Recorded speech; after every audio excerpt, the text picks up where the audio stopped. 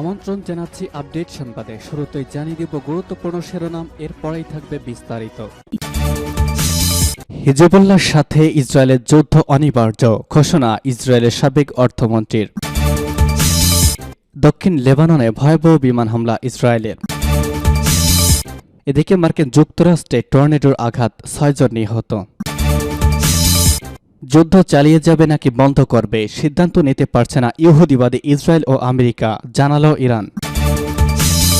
আরও থাকবে মিয়ানমারে 300 এর বেশি সামরিক ঘাঁটি বিদ্রোহীদের দখলে।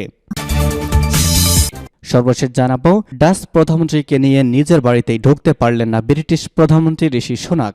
শুনছিলেন সংবাদ শিরোনাম, এখন বিস্তারিত। তার আগে অনুরোধ থাকবে ভিডিওতে একটি লাইক দিন এবং কমেন্টস করে জানিয়ে দিন কোন জেলা থেকে বা কোথা থেকে আমাদের সঙ্গে যুক্ত রয়েছেন। হিজবুল্লাহর সাথে ইসরায়েলের যুদ্ধ অনিবার্য, ইসরায়েলের সাবেক অর্থমন্ত্রীর ঘোষণা।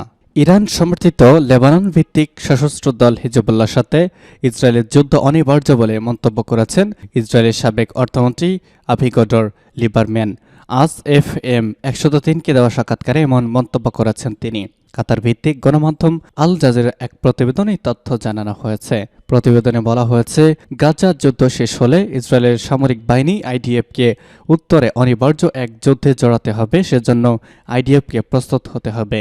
তিনি আরও বলেছেন, আমাদেরকে অবশ্যই গাজা যুদ্ধ শেষ করতে হবে, উত্তরে আরেকটি যুদ্ধের জন্য প্রস্তুত হতে হবে। দক্ষিণ লেবাননে ভয়াবহ বিমান হামলা ইসরায়েলের। লেবাননের দক্ষিণাঞ্চলে একাধিক হামলায় এলাকায় বিমান থেকে ভয়াবহ বোমা হামলা চালিয়েছে ইসরায়েলের সামরিক বাহিনী। আজ ইসরায়েল সীমান্ত লাগোয়া লেবাননের দক্ষিণের ইয়ারুন, রমিশ এবং আইতা আল শাব গ্রামে এই হামলা চালানো হয়। তবে এতে কোনো হতাহত কিংবা ক্ষয়ক্ষতি হয়েছে কিনা তাৎক্ষণিকভাবে তা জানা যায়নি। ইসরায়েলি বিমান বাহিনী দক্ষিণ লেবাননে ওই হামলা চালিয়েছে বলে লেবাননের গণমাধ্যমের খবরে জানানো হয়েছে। সামাজিক যোগাযোগ মাধ্যমে আসা ইসরায়েলি বিমান হামলার ভিডিও ফুটেজে দেখা যায় দক্ষিণ লেবাননে ব্যাপক বিস্ফোরণ ঘটেছে। লেবাননের ইরান সমর্থিত শক্তিশালী সশস্ত্র গোষ্ঠী হিজবুল্লাহ ইসরায়েলে অন্তত 10 বার হামলা চালানো হয়েছে বলে দাবি করার পর ইসরায়েলি বাহিনী এই হামলা চালিয়েছে। টাইমস অব ইসরায়েলের প্রতিবেদনে বলা হয়েছে, ইসরায়েলের পশ্চিম গ্যালিলি শহরে রকেট এবং ড্রোন হামলা সাইরেন বাজিয়ে বাসিন্দাদের সতর্ক করে দেওয়া হয়েছে। এর কিছুক্ষণ পরেই দক্ষিণ লেবাননে বোমা হামলা চালিয়েছে ইসরায়েলের প্রতিরক্ষা বাহিনী IDF। সূত্র টাইমস অব ইসরায়েল এবং আল জাজিরার। যুক্তরাষ্ট্রের টর্নেডোর আঘাতে 6 জন নিহত। যুক্তরাষ্ট্রের টেনেসি অঙ্গরাজ্যের অংশে টর্নেডো এবং প্রচণ্ড ঝড় আঘাতে হেনেছে, এতে অন্তত 6 জন মারা গেছে। জানা গেছে, টেনেসির রাজধানী ন্যাশভিলের উত্তর উপশহরে 3 জন, ক্লার্কসভিলে শহরে শিশুসহ মোট 3 জন নিহত হয়েছে। খবর বিবিসির। প্রতিবেদন অনুসারে চরম আবহাওয়ার কারণে যুক্তরাষ্ট্রের দক্ষিণাঞ্চলীয় অঙ্গরাজ্যটির ভবনগুলো ধ্বংসস্তূপে পরিণত হয়েছে। রাস্তায় সারিবদ্ধ ধ্বংসপ্রাপ্ত ভবনও দেখা গেছে। ফুটেজে টর্নেডোর ফানেল আকৃতির মেঘটি মাটি স্পর্শ করতে এবং আকার জুড়ে বিদ্যুতের উজ্জ্বল ঝলক দেখা গেছে।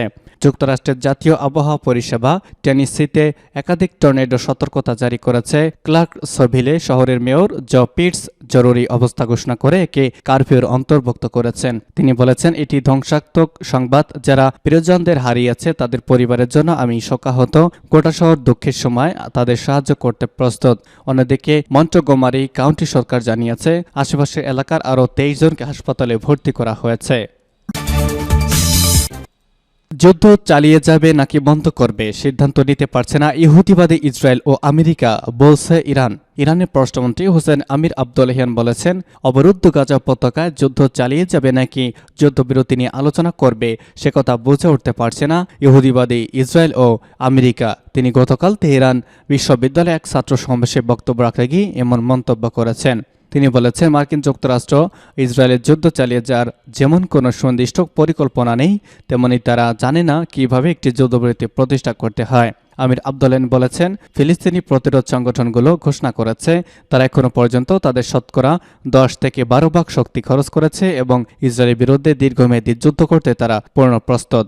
ইরানের পররাষ্ট্রমন্ত্রী বলেন, ফিলিস্তিনি প্রতিরোধ যোদ্ধারা গত 7 অক্টোবর যে আল আকসা অভিযান পরিচালনা করেছে তাতে শুধু ইসরায়েলি নিরাপত্তা বাহিনীর ব্যর্থতায় ধরা পড়েনি, সেই সঙ্গে গোটা ইসরায়েলি ভূখণ্ডের গঠন কাঠামোর দুর্বল ভিত্তি প্রকাশ হয়ে পড়েছে। তিনি বলেন, সে সময় ইসরায়েলের 7টি নিরাপত্তা সংস্থা 24 ঘন্টা ডিউটি পালন করে যাচ্ছিল এবং তাদের হাতে ছিল অত্যাধুনিক সব ডিভাইস, কিন্তু তারপরেও হামাস তাদের সব প্রকল্পে ঠান্ডা পানি ঢেলে দিয়েছে।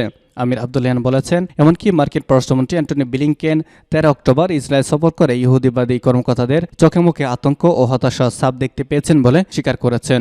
ইরানের পররাষ্ট্রমন্ত্রী বলেছেন, বিশ্বের চতুর্থ শক্তিশালী সেনাবাহিনীর দাবিদার ইসরায়েল এখন হামাসের মতো একটি সংগঠনের ভয়ে আতঙ্কিত থাকে। সূত্র পার্স টুডে। মিয়ানমারের 300 এর বেশি সামরিক ঘাঁটি বিদ্রোহীদের দখলে। মিয়ানমারে জান্তা বিরোধী প্রতিরোধ আক্রমণ চালিয়ে পর্যন্ত অন্তত 3 শতাধিক সামরিক ঘাঁটি ও 20টি শহর দখল করে নিয়েছে সশস্ত্র বিদ্রোহী সংগঠনগুলো। এদিকে সংঘাত সত্ত্বেও দেশটিতে শীঘ্রই সাধারণত নির্বাচন অনুষ্ঠিত হবে বলে জানিয়েছে জান্তা সরকার। বিদ্রোহী সামরিক জোট থ্রি ব্রাদারহুড অ্যালায়েন্স ও জাতীয় ঐক্য সরকার সমর্থিত তথাকথিত জনগণের প্রতিরক্ষা বাহিনী সমন্বিতভাবে অপারেশন 2001-72 নামে প্রতিরোধ আক্রমণ শুরু করেছে। গত 7 অক্টোবর থেকে উত্তরাঞ্চলীয় শান রাজ্য থেকে লড়াইয়ের সূত্রপাত হয়েছে। এটি মূলত 1027 তথা 1027 নামে প্রতিরোধ আক্রমণ। এখন এই লড়াই মিয়ানমারের বিভিন্ন জায়গায় ছড়িয়ে পড়েছে। এই পরিস্থিতিতে জান্তা প্রধান মিন ওয়াং হেলাইং বলেছেন, শীঘ্রই মিয়ানমারের সাধারণ নির্বাচন অনুষ্ঠিত হবে।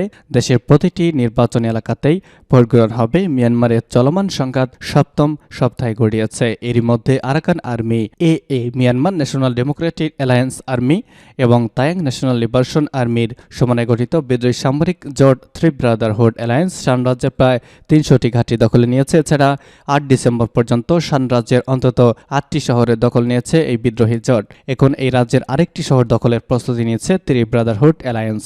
এদিকে রাখাইন ও চীন রাজ্যের অন্তত 45টি সামরিক ঘাঁটি ও তল্লাশি চৌকি দখল করেছে আরাকান আর্মি। উত্তরাঞ্চলীয় শান রাজ্য থেকে সামরিক শাসন উৎখাতের জন্য শুরু হওয়া আক্রমণ সাংহাই, মান্দালয় এবং ম্যাগুয়াই অঞ্চলের পাশাপাশি চীন রাজ্যেও ছড়িয়ে পড়েছে। কাচিন ইন্ডিপেন্ডেন্ট আর্মির সমর্থনপ্রাপ্ত পিপলস ডিফেন্স ফোর্সেস পিডিএফ সাংহাই অঞ্চলের অন্তত 3টি শহর দখলে নিয়েছে। অন্যদিকে চীন রাজ্যের প্রতিরোধে বাহিনী 8 ডিসেম্বর পর্যন্ত অন্তত 7টি শহর দখলে নিয়েছে। এদিকে কারেনি রাজ্যে 11 নভেম্বর থেকে অপারেশন 1111 আরেকটি জান্তা বিরোধী অভিযান শুরু করে Karenni nationalities defence force KNTF, Karenni army, Karen national people's liberation front ও পিডিএফ। কেএনটিএফ জানিয়েছে, অপারেশন 111 শুরুর পর কারেনি রাজ্যের লোকাইলা, দেমস শহরতলি ও দক্ষিণ শান রাজ্যের পার্শ্ববর্তী পেকন শহরতলি 35টি বেশি জান্তা ঘাঁটি প্রতিরোধ বাহিনী দখলে নিয়েছে। এদিকে কারেন, বন রাজ্য ও বাগো অঞ্চলেও জান্তা বাহিনী বিরুদ্ধে আক্রমণ শুরু হয়েছে। 3রা December Karen national liberation army ও মিত্র প্রতিরোধ বাহিনী মনের শহর দখল করেছে। জাতিসংঘের মানব বিষয়ক কার্যালয় জানিয়েছে, অক্টোবর থেকে শুরু হওয়া সংঘাত মিয়ানমারের 1/3 জায়গায় ছড়িয়ে পড়েছে। চলমান সংঘাতে এ পর্যন্ত 5 লাখ মানুষ বাস্তুচ্যুত হয়েছে। জাতিসংঘের মানবিক সহায়তা সমন্বয়ক বিষয়ক কার্যালয়ের OCHA সর্বশেষ তথ্য অনুযায়ী 26 অক্টোবর থেকে মিয়ানমারের 5,78,000-এর বেশি মানুষ বাস্তুচ্যুত হয়েছেন। এর আগে 2021 সালে মিয়ানমারের গণতন্ত্রকামী বা গণতান্ত্রিকভাবে নির্বাচিত সরকারকে উৎখাত করে জান্তা শাসক ক্ষমতা দখলের পর দেশটির 20 লাখ মানুষ বাস্তুচ্যুত হয়। এদিকে গত 6 সপ্তাহে নারী ও শিশু 363 জন বেসামরিক নাগরিক এই সংঘাতে নিহত এবং 461 জন আহত হয়েছে। OCHA জানায়, খাদ্য, আশ্রয়, পরিচ্ছন্নতা ও স্বাস্থ্য সুরক্ষায় এখন সংঘাত প্রবণ এলাকাগুলোর অন্যতম গুরুত্বপূর্ণ চাহিদা হয়ে দাঁড়িয়েছে। বিভিন্ন ধর্মীয় সংগঠন ও স্থানীয়রা সাহায্য সংস্থার সমন্বয়ে যেসব এলাকায় পৌঁছানো সম্ভব সেখানকার ক্ষতিগ্রস্ত ও বাস্তুচ্যুত মানুষের কাছে জরুরি ও জীবন রক্ষাকারী সরঞ্জাম পৌঁছে দিচ্ছে। সূত্র ইরাবতী, মিয়ানমার।